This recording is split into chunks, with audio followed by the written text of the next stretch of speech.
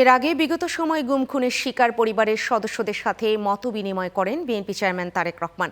মায়ের ডাক ও আমরা বিএনপি পরিবারের উদ্যোগে রাজধানীর চিনমোচি সম্মেলন কেন্দ্রে আয়োজিত হয় এই মতবিনিময় সভা। এ সময় স্বজনহারাদের আর্তনাদে সৃষ্টি হয় এক শোকাবহ পরিবেশ। স্বজনদের ফেরত চেয়ে সুষ্ঠু বিচারের দাবি জানান পরিবারগুলো। আখতারুজ্জামান রকির আরও একটি প্রতিবেদন। গত দেড় দশক গুম নির্যাতনের শিকার পরিবারগুলোকে নিয়ে রাজধানীর চিনমোচি সম্মেলন কেন্দ্রে এক আলোচনা সভার আয়োজন করে মায়ের ডাক ও আমরা বিএনপি পরিবার। অনুষ্ঠানে বিএনপি চেয়ারম্যান তারেক রহমান উপস্থিত ছিলেন।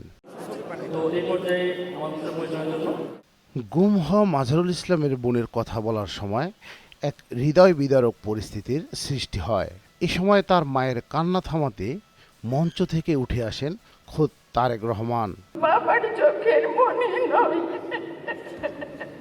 মায়ের সোনার খনি নয়, ভাইয়ের আদরের জন্য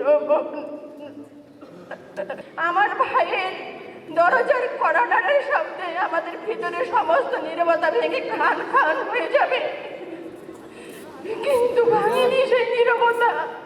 আমার ভাইয়ের, আমার মায়ের, আমার বাবার অসংখ্য প্রশ্নের উত্তর আজ অজানা। কে দিবে এই সমাধান? ভাই এই যে সামনে বসে আছে, মা তোমার ছেলে, মা তোমার সন্তান।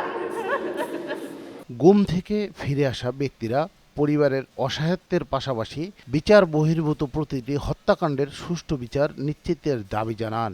আমি যখন গুম বাসার একটি বাচ্চা খেলতে আসছে,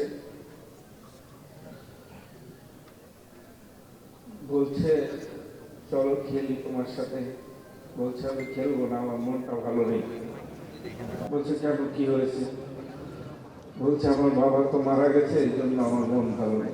গুম পরিবারের যারা আছেন তাদেরকে পুনর্বাসনের একটি দাবি থাকছে, যে পরিবারের সদস্য যারা আছে তাদেরকে পুনর্বাসন করা যায় যাতে, এবং ন্যায় বিচারটা যাতে প্রতিষ্ঠিত হয় এবং বিচার যেন কোনো অবস্থাতেই কোনো কারণে বাধাগ্রস্ত না হয়।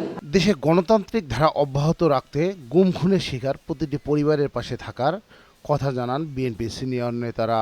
আপনার সন্তানের যে অবদান, আপনার সন্তানের যে হারিয়ে যাওয়া, আপনার সন্তানের রক্তাক্ত লাশ যেভাবে দাফন করা হয়েছে, তাদেরকে বাদ দিয়ে, তাদেরকে দূরে রেখে আর কোনো অর্জন হতে পারে না।